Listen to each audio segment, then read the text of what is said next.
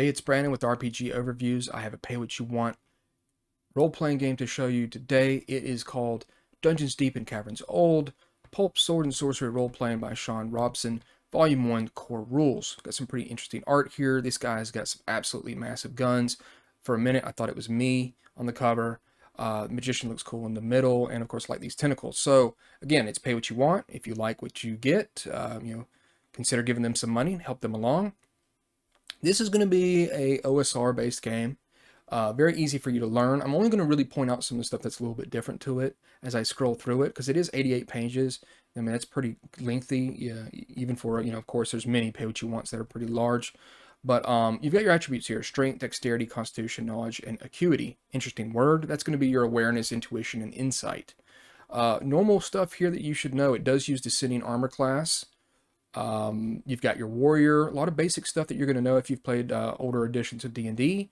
You've got the sorcerer, and then you've got the thief. There's a piece of art there, full page, so pretty cool. There's your thief. And you say, well, what do I want to be something a little bit different? Well, you can use these character templates. And what you're going to do is you're going to add on to your base experience progression. So instead of it being 2,000 experience for the next level, it's going to be 2,200 for the next level, should you add in one of these templates, such as assassin, barbarian, bard, monk, priest, and witch hunter. You can come up with your own, and it's going to show you how that adds. Like the barbarian adds plus 300 to your experience, and you can do this at any point, and it in your leveling up career, and you don't actually have to keep with a theme for your character class. So if you wanted to have a sorcerer that's a bit of a barbarian, you could have that. You just need to add on to that experience. It may be may make you pretty powerful, it seems, but it is an interesting way to have some subclasses. So the other things that's different, if you've got hit points and wound points. Once you run out of hit points, you start taking wound points that's equal to your constitution score. And the total never increases unless, of course, your constitution increases. So once you run out of hit points, they're too exhausted to defend themselves, and any subsequent damage is taken from the character's wound points as they sustain injuries. Once the wound point total is reduced to 0, they die. So every time a character is wounded, in addition to losing wound points, you must roll on the following injury table. If the wounding attack was a natural 20, use the critical effect column instead, which of course could severely mess you up. Double damage, losing an eye, be dead, crushing or severing limbs. So that's an interesting little addition to the normal kind of D20 game. Healing is kind of fast. You're going to heal your hit points at a rate of 1 per hour of rest. And then if you're in like an inn and you're eating and sleeping and you're warm and comfortable, then your hit point recovery rate increases to 4 per hour.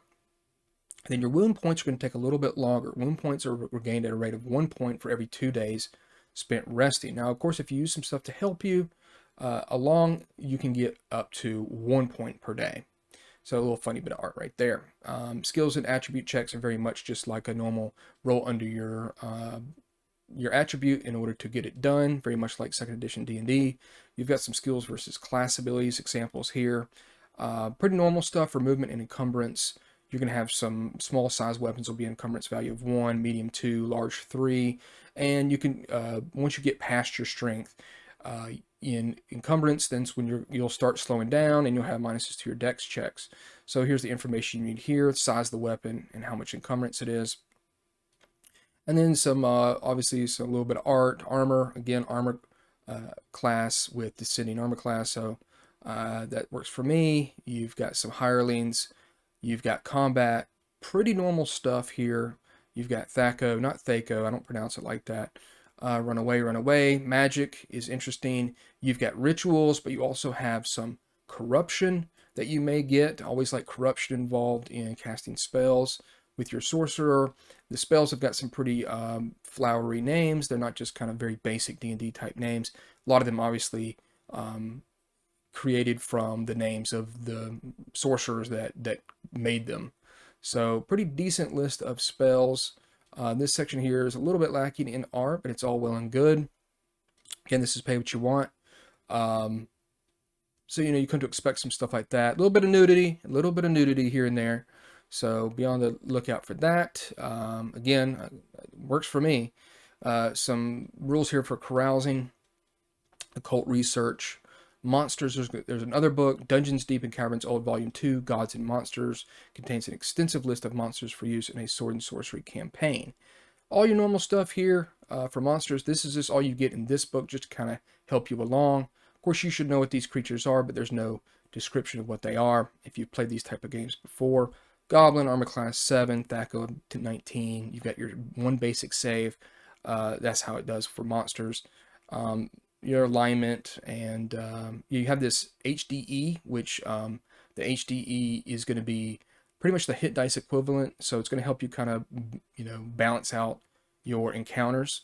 And then you've got some rules for treasure, some interesting books that that you can find, magical items, an example of play, which is always helpful, some rules on insanity and inspirational influences. These are all very good, and actually a pretty neat character sheet. It actually looks like a dungeon map, so I like the stairs going down, and the secret door, things like that. Actually pretty cool and nice. So there it is, Dungeons Deep in Caverns Old, Pulp Sword and Sorcery Role Playing. Check it out. If you do, let me know what you think. Thanks for watching.